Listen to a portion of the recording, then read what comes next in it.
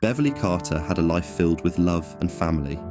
At 50 years old, she was married to Carl Carter Sr.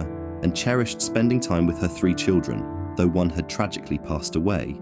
Known for her love of travel and devotion to her family, Beverly also took joy in her role as a grandmother. Employed as a real estate agent, Beverly excelled as one of their top performers. On September 25, 2014, a Thursday like any other, Beverly was concluding her workday. She had one final property to show at 6 p.m., located on Old River Drive in Scott, which she planned to visit on her way home. Just before departing, Beverly phoned her husband, Carl, to inform him of her upcoming appointment, providing him with the address of the property. She assured Carl of her return home after the showing and mentioned her intention to pick up dinner for them both on her way back. As the evening wore on and Beverly failed to return by 9 p.m., Carl's worry intensified. With no communication from her, he decided to investigate, heading to the property she was scheduled to visit at 6 p.m. Upon arrival, he spotted Beverly's brown car parked outside, her purse still untouched inside. Carl approached the front door of the house, only to discover it unlocked and Beverly conspicuously absent inside. He wasted no time contacting the authorities, reporting his wife's alarming disappearance.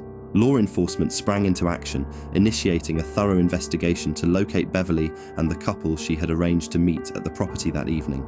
All that was known was Beverly's intent to meet with a married couple interested in relocation. In the ensuing days, a concerted effort unfolded as police launched extensive search operations. Despite their tireless endeavors, the search yielded no substantial leads or concrete evidence regarding Beverly's whereabouts. On September 28th, a significant development emerged in Beverly's case. Authorities disclosed their active pursuit of a suspect linked to her disappearance, identifying him as 33-year-old Aaron Lewis from Jacksonville. Promptly, an arrest warrant was issued for Lewis, who was found in possession of Beverly's phone. Utilizing cell phone data, investigators traced the individual Beverly had arranged to meet, ultimately leading them to Lewis. Further investigation uncovered that Beverly's phone had made a call to an unidentified number. With this information in hand, law enforcement obtained records pinpointing an address in Jacksonville where Lewis was located. Upon reaching the address, officers encountered Lewis exiting a black Ford Fusion, resembling the vehicle observed during Beverly's visit. Subsequently, discreet surveillance was initiated as authorities monitored Lewis's movements upon leaving the location. However, their efforts were abruptly interrupted when Lewis lost control of his vehicle, crashing into a nearby ditch. He was subsequently cited for careless driving and failure to wear a seatbelt. After the accident in Pulaski County, Lewis was admitted at the Baptist Health Medical Center for treatment. However, he took advantage of the situation by fleeing the hospital before authorities officially placed him in custody. On September 29th, he was located and arrested again by police. During questioning, Lewis confessed to kidnapping Beverly Carter but refused to disclose her whereabouts. The next day, on September 30th, cell phone data led police to focus their investigation on a concrete plant. This location held significance for Lewis due to his prior employment there. Unfortunately, during the search, police made a grim discovery toward the rear of the premises, a shallow grave which tragically contained Beverly Carter. Aaron Lewis was charged with kidnapping and capital murder, to which he entered an innocent plea. Further investigation revealed that Lewis may not have acted alone. His wife, 41-year-old Crystal Lowry, was arrested and charged with kidnapping and capital murder as well. While being escorted into custody, Aaron was interviewed by local news. He continued to admit he had kidnapped Beverly as part of a plot to extort her for money, but denied he had killed her. Instead, he blamed a mysterious accomplice by the name of Trevor, even though there was no evidence that this Trevor actually existed.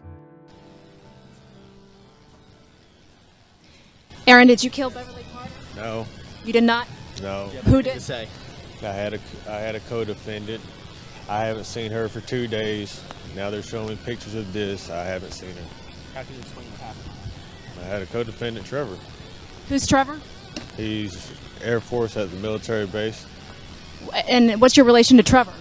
They want, he's got texts back and forth to me and him, and then they wanted my phone. Why Beverly? Why Beverly? She was a rich broker. Do you have anything to say to the family? Sorry. What else do you want to say to her family?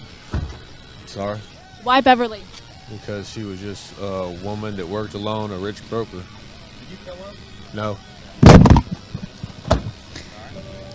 Police uncovered records between Beverly's phone and Crystal's phone, confirming that this fictional Trevor did not exist. It became evident that Crystal and Aaron had orchestrated a plan to lure Beverly to the house under the guise of a home purchase. Under pressure, Crystal ultimately broke and opted to accept a plea agreement. In doing so, she admitted guilt in exchange for a 30-year prison sentence and agreed to provide testimony against Aaron should he go to trial. Aaron remained steadfast in his refusal to accept responsibility for his actions. He was therefore appointed an attorney, and the trial began.